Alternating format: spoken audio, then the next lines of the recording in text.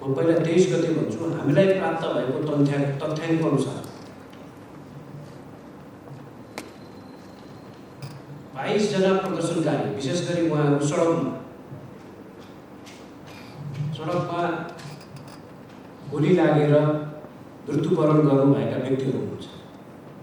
त्यसपछि यो भोलिपल्टको कुरा, यो मैले 22 जना भनेको चाहिँ 23 गतिको कुरा।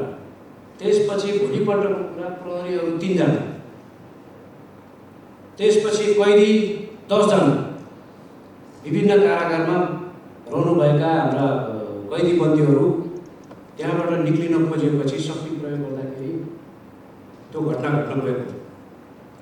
त्यसपछि विशेष गरी 24 गतेको घटना, यो आगजनी, त्यसपछि अन्य विभिन्न घटनाहरूमा झन्डै 41 जना मान्छेहरू, कतिपय हामीले चाहिँ कुनै ठाउँमा 4 जना, कुनै ठाउँमा 5 जना मृत अवस्थामा डढेको अवस्थामा फेला पारेको, कुनै एकदम चिनिनै नै नसकिने अवस्था हो। अहिले पनि मलाई लाग्दछ 11वटा डेड बडिज टिचिङ हस्पिटलमा छ, उहाँहरूको पहिचान हुन सकेको छैन।